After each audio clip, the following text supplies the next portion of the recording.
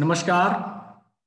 औद्योगिक प्रशिक्षण संस्थानों के व्यवसाय वेल्डर के विषय सैद्धांतिक की पाठ्यचर्या में अंकित acetylene generator water to carbide पर आपको आज मैं प्रशिक्षण प्रदान करूंगा।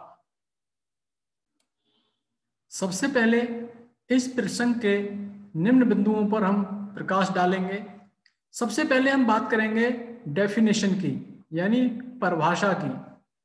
तो जो वाटर टू कार्बाइड जनरेटर है उसकी परिभाषा को हम यहाँ जानेंगे और फिर हम बात करेंगे इसके भाग के बारे में। जो पार्ट्स हैं इसके, इस पार्ट्स को कौन से पार्ट्स के नाम हैं उनके बारे में हम यहाँ विस्तार से जानेंगे।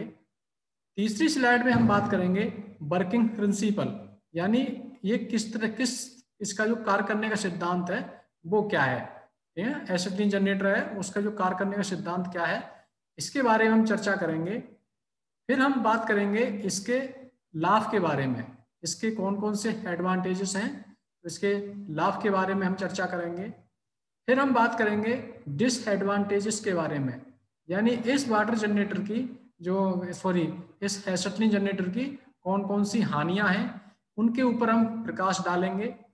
फिर आखिरी में हमारा टॉपिक रहेगा इसका केयर एंड मेंटेनेंस का, यानी इसके रख रखाव पर हम चर्चा करेंगे। क्योंकि ये जो जनरेटर है वाटर टू कार्बाइड, इसके रख रखाव में हम कौन कौन सी सुरक्षा सावधानियां अपनाएंगे, किस तरह से हम इसको रख रखाव कर सकते हैं जो कि ये हमारा लॉन्ग टाइम तक वर्क कर सके। चलते हैं एक एक स्टेप बाय स्टेप इन सभी तत्वों पर प्रकाश डालते हैं।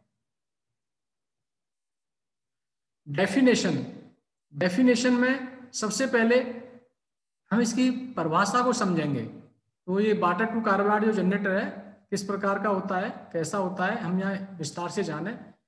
यह एसिटिलीन गैस बनाने का एक प्रकार का साधन है, यानी कि एक ऐसा साधन है जिससे हम एसिटिलीन गैस को अपने खुद ही बना सकते हैं।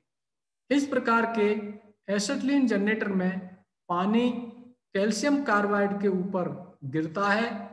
ये जो जनरेटर है इसमें कैल्शियम कार्बाइड के ऊपर पानी गिरेगा, यानी कैल्शियम कार्बाइड नीचे रहेगा और ऊपर से इसमें पानी गिरेगा, जिससे रासायनिक अभिक्रिया होकर C2H2 गैस बनती है। और जैसे ही कैल्शियम कार्बाइड के ऊपर पानी गिरता है तो कैल्शियम कार्बाइड और पानी के अंदर एक रासायनिक अभिक्रिया होती है और फिर वो हमारी एसिटिलीन गैस बनती है। इसके द्वारा उत्पन्न हुई गैस का प्रेशर 0.17 किलोग्राम प्रति सेंटीमीटर स्क्वायर होता है। वो वाटर टू कार्बाइड जनरेटर से जो एसिटिलीन गैस बन रही है उस एसिटिलीन गैस का प्रेशर जो होता है वो 1 kg पर सेंटीमीटर स्क्वायर से प्रेशर से बहुत ही कम होता है, यानी 0.17 kg पर सेंटीमीटर स्क्वायर के प्रेशर पर होता है। तो एक इतना कम प्रेशर है, इतने प्रेशर से ये जब गैस इस जनरेटर के द्वारा बन रही है, इसीलिए इस जनरेटर का दूसरा नाम भी लो प्रेशर जनरेटर भी होता है। यानी वाटर टू कार्बाइड जनरेटर को हम लो प्रेशर जनरेटर के नाम से भी जानते हैं, क्योंकि इसके द्वारा बनाई गई गैस एसिटिलीन गैस का प्रेशर बहुत ही कम, जो कि 0.17 किलोग्राम प्रति सेंटीमीटर स्क्वायर होता है। अब इस जनरेटर के कौन कौन से भाग हैं इनके ऊपर हम प्रकाश डालेंगे, तो आप ध्यान से यहाँ देखेंगे। सबसे पहले हम बात करेंगे वाटर टैंक की। जो वाटर टैंक है वो एक भाग है इसका जनरेटर का, वाटर टैंक। दूसरा एक पार्ट का नाम है इसका कार्बाइड कंटेनर, इसको हम कार्बाइड ट्रे भी कहते हैं। इसमें क्या है, जब हम एसिड जो कैल्शियम कार्बाइड है इस कंटेनर में कैल्शियम कार्बाइड को रखते हैं, यानी कार्बाइड ट्रे, वो ट्रे जिसमें कैल्शियम कार्बाइड को रखा जाता है। उसके बाद गैस कलेक्शन पाइप, ये एक गैस कलेक्शन पाइप है, यहाँ पर एसिटिलीन गैस बन करके एकत्र होती रहती है। अगला पॉइंट है राइजिंग गैस बेल, इसको दूसरे शब्दों में राइजिंग बेल भी कहते हैं। राइजिंग बेल या राइजिंग गैस बेल दोनों ही कह सकते हैं इसको। अगला पॉइंट हम बात करते हैं water supply pipe to carbide. एक पानी की सप्लाई है, जो पानी की सप्लाई पाइप, जो पाइपलाइन है, water supply pipe to carbide, जो कार्बाइड तक पानी पहुंचाने के लिए जो पाइप काम करती है उसको वाटर सप्लाई पाइप कहते हैं, जो कार्बाइड तक पानी को ले जाएगी। अगला इसका भाग का नाम है वाटर कंट्रोल वाल्व। इस वाटर कंट्रोल वाल्व से पानी कंट्रोल होता है। जब पानी की जरूरत है तो पानी जाएगा, जब पानी की जरूरत नहीं है तो पानी नहीं जाएगा, यानी एक फ्लोट वाल्व की तरह होता है। ठीक है, फ्लोट वाल्व। फ्लोट वाल्व जैसे आपने घरों में जो फ्लश होते हैं उसमें देखे होंगे, तो उसमें जैसे आप फ्लश वाल्व को दबाते तो पानी सीधा ड्रेनेज हो जाता है, फिर वो पानी धीरे धीरे फिल अपने फ्लश में भर जाता है, और जब फ्लश पूरा भरने को होता है तो फ्लोट वाल्व पानी की सप्लाई को बंद कर देता है। तो इस तरह से ये फ्लोट वाल्व इसमें लगा होता है, वो वाटर को कंट्रोल करता है। नेक्स्ट है कास्ट आयरन वेट। एक कास्ट आयरन का वेट होता है, कोई एक कास्ट आयरन का वजन होता है, तो वो उसको हम कास्ट आयरन वेट कहते हैं। गैस आउटलेट पाइप, एक पार्ट्स होता है उसका गैस आउटलेट पाइप। यह वह भाग होता है जहां से गैस आउटलेट होती है, काम करने के लिए जहां से गैस निकलती है। वाटर टू कार्बाइड से जो गैस जनरेट होती है, बनती है, फिर वो गैस बाहर निकलती है, उसको हम कहते हैं गैस आउटलेट पाइप। उसके बाद सेफ्टी वाल्व। इसमें एक सेफ्टी वाल्व भी होता है। सेफ्टी वाल्व के बाद अगला पॉइंट है बार फॉर ऑपरेटिंग लीवर। एक इसमें ऑपरेटिंग लीवर होता है, वो मैं विस्तार से फिगर के माध्यम से आपको आगे स्टेप बाय स्टेप बताऊंगा। अगला है वाटर लेवल। पानी किस लेवल तक इसमें भरा रहेगा उसको इंडिकेट करता है वाटर लेवल। तो ये इस जनरेटर के ये कुछ पार्ट्स हैं जो आपको अच्छे से समझने चाहिए इनके बारे में। अब हम चलते हैं नेक्स्ट स्लाइड पर। ये फिगर के माध्यम से आप यहाँ देख सकते हैं, ये वाटर टू कार्बाइड जनरेटर का फिगर है, और इसमें कैसे कैसे फंक्शन है वो मैं यहाँ स्टेप बाय स्टेप आपको बताऊंगा। देखिए, ये जो आप नीचे की तरफ एरो दिख रहा है लेफ्ट हैंड पे, ये नीचे की तरफ जो एरो दिख रहा है ये कार्बाइड कंटेनर है, जिसे हम कैल्शियम कार्बाइड ट्रे भी कहते हैं। इस ट्रे को आप बाहर खींच सकते हैं, बाहर खींच करके इसमें आप जो कैल्शियम कार्बाइड है वो फिल कर सकते हैं, और फिल करने के बाद फिर इसको आप अंदर डाल देते हैं। तो ये कैल्शियम कार्बाइड को रखने का एक तरह से स्थान होता है, जिसे हम कार्बाइड ट्रे भी कहते हैं। इसके ऊपर आपने देख रहे हैं गैस कलेक्शन पाइप। ये जो गैस कलेक्शन पाइप है यहाँ पर जो निकल रहा है, ये आप देख रहे हैं यहाँ, ये गैस कलेक्शन पाइप है। यहाँ जनरेटर से जब गैस बनती है तो गैस बन करके इस गैस कलेक्शन पाइप में एकत्रित होती रहती है। ठीक है, यहाँ से ये एकत्र होती रहती है। उसके बाद में यहाँ से ये ऊपर तक जो जा रही है, इसके बाद में ये आउटलेट पाइप है, और यहाँ से ये गैस बाहर निकल करके अपने यूज के लिए हम यूज करते हैं। सबसे ऊपर ये है राइजिंग गैस वेल, जो अभी हम बात कर रहे थे, इसको राइजिंग वेल भी कहते हैं।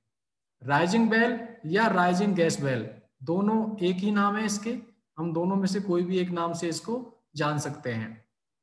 अब नीचे की तरफ यहां आप देख सकते हैं बार फॉर ऑपरेटिंग लीवर। ये ऑपरेटिंग लीवर है, ठीक है, ये ऑपरेटिंग लीवर है जो कि इसके फ्लोट वाल्व को ऑपरेट करता है। Float type water control valve, ये फ्लोट वाल्व है जिससे पानी जो हमारा वो कंट्रोल होता है, क्योंकि जब पानी गिरेगा उसके बाद फिर पानी एक लेवल तक पानी हो जाएगा, और गैस जितना बनेगी उसके बाद में ये ऑटोमेटिक यहाँ से पानी की सप्लाई को बंद कर देगा। इसका पूरा जो सिद्धांत है वो मैं आगे बताऊंगा किस तरह से ये वर्क करेगा। और नेक्स्ट फिगर है यहाँ पर, ये जो आप देख रहे हैं यहाँ पे, नेक्स्ट है water supply pipe to carbide container. ये वाटर सप्लाई पाइप है जो कार्बाइड तक यहाँ से पानी जाएगा। यानी जो फ्लोट वाल्व है वो पानी को यहाँ से, जब फ्लोट वाल्व ओपन होगा तो ये पानी वाटर सप्लाई पाइप के साथ साथ जाएगा और ये कैल्शियम कार्बाइड तक पहुंच जाएगा। जैसे ही पानी यहाँ से फ्लोट वाल्व से निकलकर और वाटर सप्लाई पाइप के द्वारा कैल्शियम कार्बाइड ट्रे तक पहुंचता है, तो कैल्शियम कार्बाइड में और पानी में एक रासायनिक अभिक्रिया शुरू हो जाती है और जिससे फिर एसिटिलीन गैस बनना चालू हो जाती है। और ये एसिटिलीन गैस जो बनी हुई है वो गैस कलेक्शन पाइप में एकत्रित होती रहती है। इसे पूरा वर्किंग प्रिंसिपल मैं आगे समझाऊंगा, तो स्टेप बाय स्टेप आप ध्यान से देखें। वर्किंग प्रिंसिपल किस तरह से ये पूरा जनरेटर हमारा काम करता है, इसके बारे में हम हर स्टेप से विस्तार से जानेंगे। सबसे पहले पानी के टैंक में वाटर लेवल तक पानी भरते हैं, यानी सबसे पहले आपको जहां तक वाटर लेवल है वहां तक वाटर जो टैंक है इसका, उसमें आप पानी फिल करेंगे। ठीक है, वाटर लेवल से कम पानी नहीं होना चाहिए और वाटर लेवल से ज्यादा पानी नहीं होना चाहिए। एक जो वाटर लेवल आपको दिया हुआ है वहां तक आप पानी फिल करेंगे। फिर कैल्शियम कार्बाइड ट्रे को बाहर निकालकर उसमें लंप या एग साइज का कैल्शियम कार्बाइड भरते हैं। कैल्शियम कार्बाइड कई साइजों में होते हैं, lump size, egg size, rice size, nut NDT 14। तो ये कई साइजों में आपका मिलता है, लेकिन वाटर टू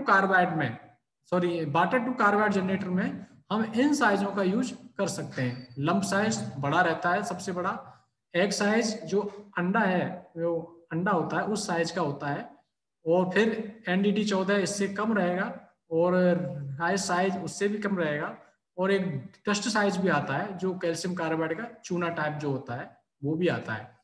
तो वाटर टू कार्बाइड में हम इन दो साइजों को यूज कर सकते हैं। करने को तो हम उनमें उसमें और भी साइजों को यूज कर सकते हैं, लेकिन वाटर टू कार्बाइड में हम इन दोनों साइजों को यूज कर सकते हैं। और जो नट एनडीटी 14 है और राइस साइज है उनको भी कर सकते हैं।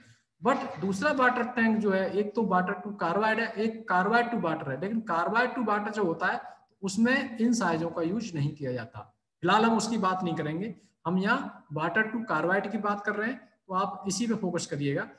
तो कैल्शियम कार्बाइड ट्रे को बाहर निकालकर उसमें लंप साइज या एग साइज का कैल्शियम कार्बाइड भरते हैं। कैल्शियम कार्बाइड फिल कर दिया आपने। इसके बाद आप क्या करेंगे, फिर राइजिंग गैस वेल को वाटर टैंक के ऊपर रखते हैं। जो राइजिंग गैस वेल है उसको वाटर टैंक के ऊपर आप रख देंगे। जब राइजिंग गैस वेल को ऊपर रखते ही ऑपरेटिंग लीवर का वजन फ्लोट वाल्व के ऊपर पड़ता है। तो जैसे आप राइजिंग गैस वेल को, ठीक है, राइजिंग गैस वेल को ऊपर रखेंगे वाटर टैंक के ऊपर, तो जो राइजिंग गैस वेल का जो वेट है उससे फ्लोट वाल्व के ऊपर वजन पड़ेगा। और जैसे ही फ्लोट वाल्व के ऊपर वजन आएगा तो ऑपरेटिंग लीवर का वजन फ्लोट वाल्व के ऊपर आएगा, और फ्लोट वाल्व के ऊपर से आएगा तो जिससे वाटर सप्लाई कंट्रोल वाल्व जो फ्लोट वाल्व है वो नीचे की तरफ दब जाएगा। और जैसे ही फ्लोट वाल्व नीचे की तरफ दबेगा तो पानी की सप्लाई वहां से चालू हो जाएगी, और वो पानी टैंक से निकल करके पानी नीचे की तरफ गिरना, यानी कैल्शियम कार्बाइड के ऊपर पानी गिरना शुरू हो जाएगा। एक बार फिर से समझेंगे। वाटर टैंक के ऊपर जैसे ही आपने राइजिंग गैस वेल को ऊपर रखा, राइजिंग गैस वेल को ऊपर रखते ही ऑपरेटिंग लीवर का वजन फ्लोट वाल्व पर पड़ेगा, जिससे वाटर कंट्रोल वाल्व जो फ्लोट वाल्व है हमारा वो नीचे दब जाएगा और पानी के निकलना शुरू हो जाएगा। वो पानी की जो सप्लाई पाइप है उसके थ्रू कैल्शियम कार्बाइड तक पहुंच जाएगा। फिर उसके बाद पानी और कैल्शियम कार्बाइड के बीच एक रासायनिक अभिक्रिया शुरू हो जाएगी और फिर एसिटिलीन गैस बनने लगेगी। ठीक है, इसके बाद उत्पन्न हुई गैस, जो गैस जनरेट हो रही है, गैस बन रही है, उसके बाद जो गैस बनती है फिर वो गैस कलेक्शन पाइप के द्वारा वाटर टैंक में आती है। यानी गैस सिलेक्शन कलेक्शन जो पाइप है उसके थ्रू फिर वो गैस वाटर टैंक में आती है। गैस कलेक्शन पाइप के अंत में एक बफल प्लेट यानी एक छिद्रदार प्लेट होती है जिसमें बहुत सारे छिद्र होते हैं। ठीक है, वो प्लेट लगी रहती है। इस प्लेट के द्वारा एसिटिलीन गैस बुलबुले के रूप में पानी से निकलकर राइजिंग गैस वेल में एकत्रित होती रहती है। जब गैस कलेक्शन पाइप से पानी गैस निकल करके बफल प्लेट में होकर के ऊपर वाटर टैंक में आती है। तो वाटर टैंक से जब गैस ऊपर निकलेगी राइजिंग गैस वेल की तरफ, जहां गैस इकट्ठी होती है, तो बुलबुले के रूप में निकल के राइजिंग गैस वेल में वो एकत्रित होती रहती है, यानी इकट्ठी होती रहती है। और राइजिंग गैस वेल से गैस आउटलेट पाइप के द्वारा बाहर निकलकर, यानी आउटलेट पाइप के द्वारा बाहर निकलती है, और बाहर निकल करके फिर वो गैस कहाँ जाती है, गैस प्यूरीफायर में जाती है। ये एक अलग से साधन है, जो जनरेटर से जो गैस बनती है उसको शुद्ध करने का ये साधन है गैस प्यूरीफायर। तो इसकी हम बाद में चर्चा करेंगे। उस प्यूरीफायर में जब गैस एंट्री करती है तो यह प्यूरीफायर एसिटिलीन गैस को शुद्ध करने का कार्य करता है। ठीक है, इसमें जो गैस को शुद्ध करने के जो कुछ केमिकल्स हैं वो रखे रहते हैं, इसकी चर्चा मैं इस टॉपिक में नहीं करूंगा, उसकी वीडियो अलग से बनाऊंगा। तो इसके लिए वो शुद्ध गैस कार्य करने के लिए सप्लाई करता है।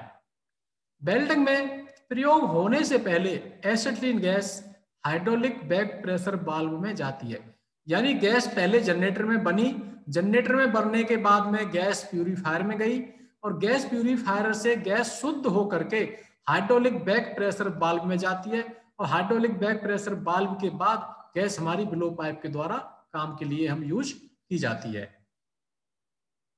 इसके बाद जब क्या होता है, जब एसिटिलीन गैस का प्रेशर धीरे धीरे बढ़ता है, जब राइजिंग गैस में आप राइजिंग गैस वेल में गैस धीरे धीरे इकट्ठी हो रही है, तो गैस का प्रेशर धीरे धीरे इंक्रीज होगा, क्योंकि बहुत सारी गैस वहां बन करके ऊपर इकट्ठी हो रही है।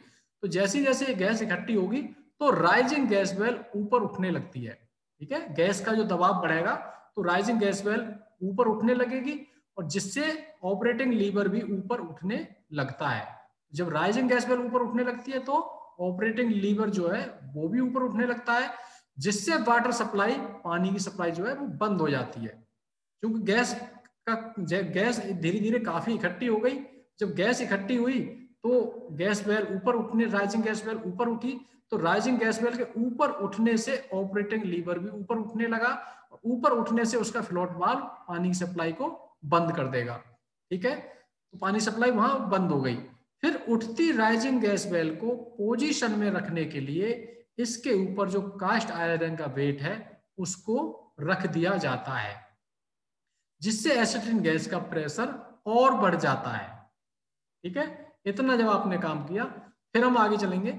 अब वेल्डिंग करने के बाद गैस राइजिंग गैस वेल में इकट्ठी हो गई, उसके बाद में आप गैस बाहर निकल कर आउटलेट पाइप के माध्यम से बाहर निकलती है, प्यूरीफायर में जाती है, प्यूरीफायर से निकल के हाइड्रोलिक बैक प्रेशर वाल्व से होते हुए हम ब्लो पाइप तक गैस एसिटिलीन गैस जाती है, वहां हम अपने वेल्डिंग का कार्य करते हैं।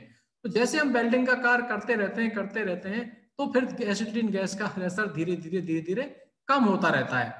तो जैसे ही एसिटिलीन गैस का प्रेशर धीरे धीरे कम होता है तो राइजिंग गैस वेल फिर नीचे की तरफ आने लगती है, और जैसे ही राइजिंग गैस वेल फिर नीचे की तरफ आती है तो फिर जो ऑपरेटिंग लीवर है उसका वजन फिर वाटर कंट्रोल वाल्व पर पड़ने लगता है, यानी फ्लोट वाल्व पर ऑपरेटिंग लीवर का वजन पड़ता है, और जैसे ही फ्लोट वाल्व का ऑपरेटिंग लीवर वजन पड़ता है तो फ्लोट वाल्व भी ऊपर उठने लगता है, तो फ्लोट वाल्व जो है खुल जाता है और पानी की सप्लाई फिर से शुरू हो जाती है।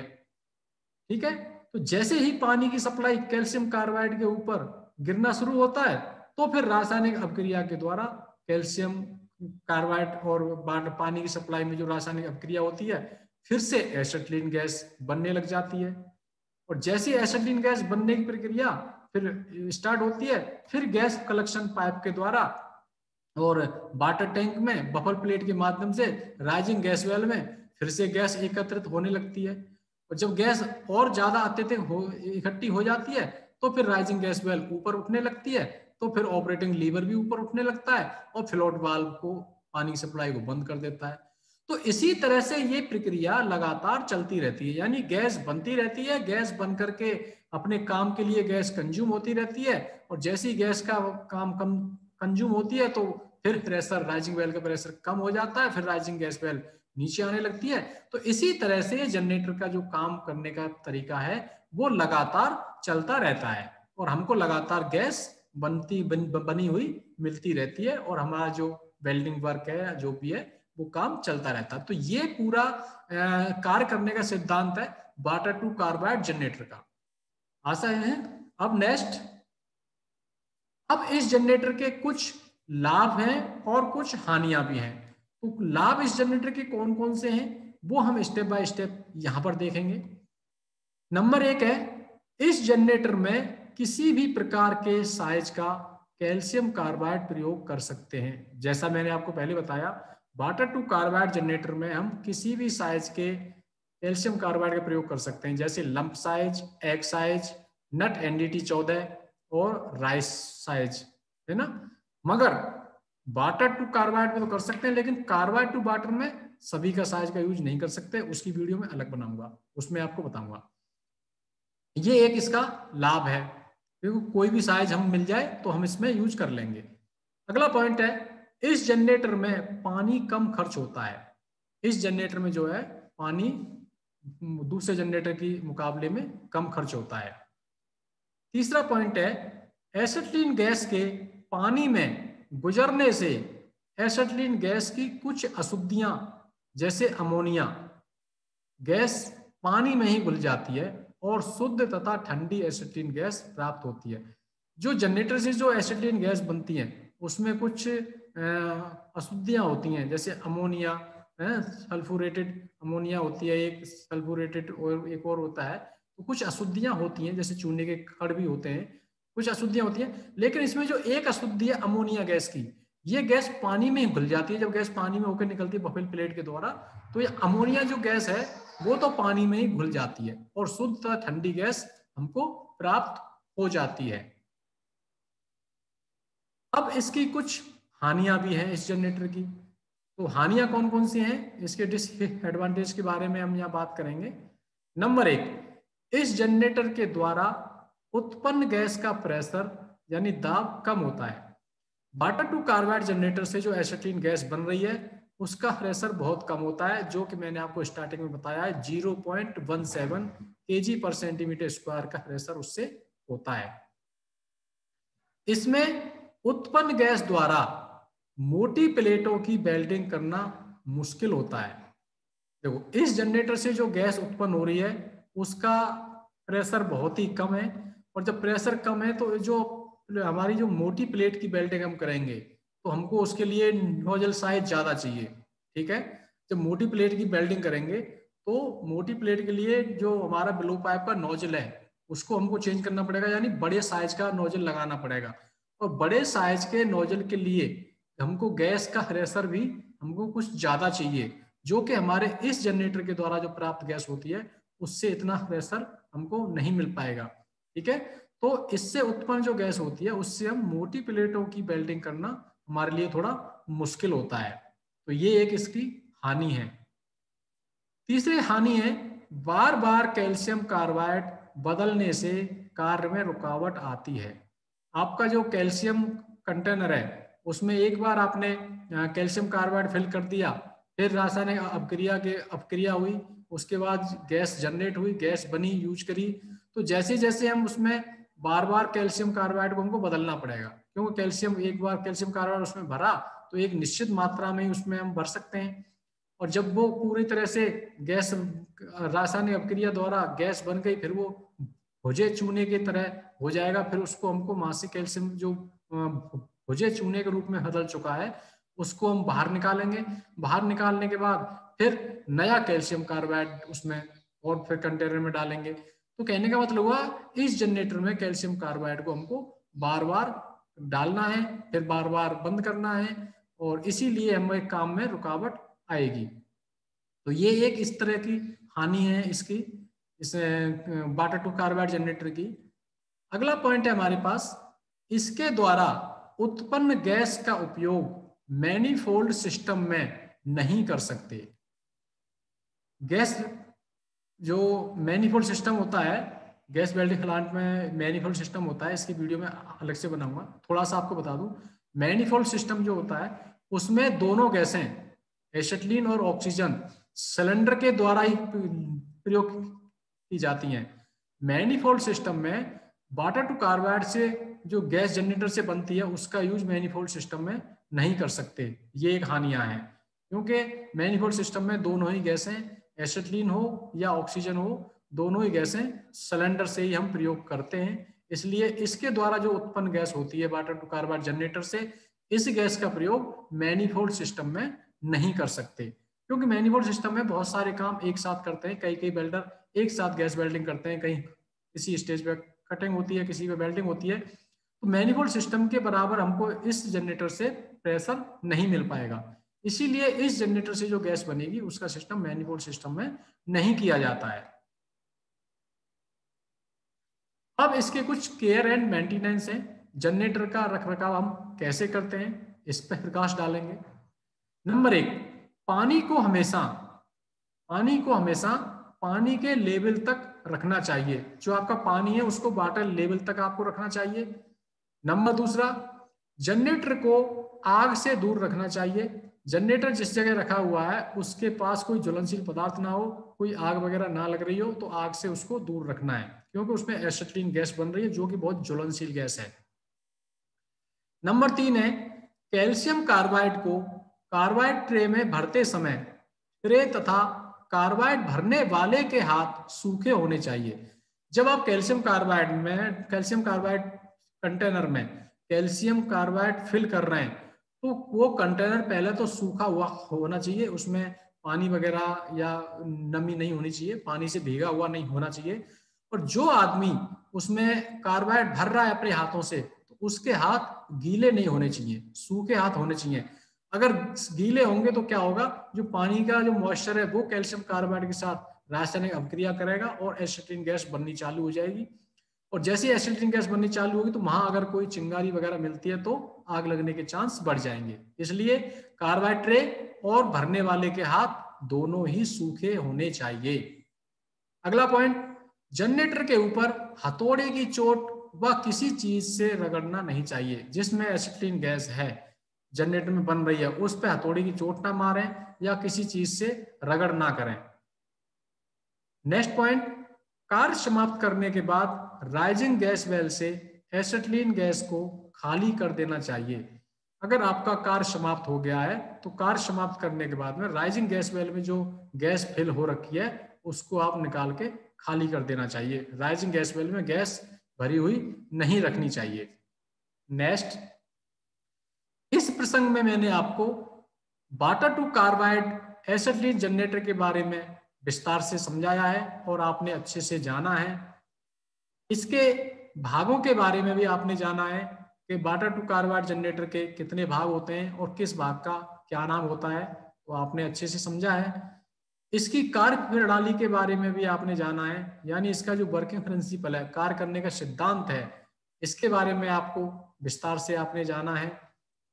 फिर इसकी क्या कौन कौन से लाभ हैं इसके बारे में आपने जाना है, कौन कौन सी इस जनरेटर की हानियां हैं इसके बारे में भी आपने विस्तार से जाना है। अंत में आपने इसके रख रखाव के बारे में जाना है कि वाटर टू कार्बाइड जनरेटर के कैसे हम केयर एंड मेंटेनेंस कर सकते हैं। इस प्रसंग में जो भी मैंने स्टडी मटेरियल लिया है वो यहाँ से लिया है, प्रीतम ठाकुर की वेल्डिंग टेक्नोलॉजी की बुक है जो रॉयल प्रकाशन की बुक है, यहाँ से मैंने मटेरियल लिया है स्टडी मटेरियल। और निम्मी प्रकाशन चेन्नई की एक थ्योरी की बुक आती है वेल्डर थ्योरी की, वहाँ से भी आप ले सकते हैं। अधिक जानकारी के लिए आप इन दोनों बुकों का यूज कर सकते हैं।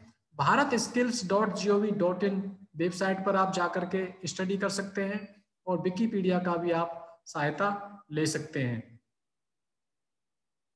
आज मैंने acetylene generator water to carbide पर आपको प्रशिक्षण प्रदान किया है। आशा है आपको यह प्रशिक्षण भविष्य में मददगार होगा।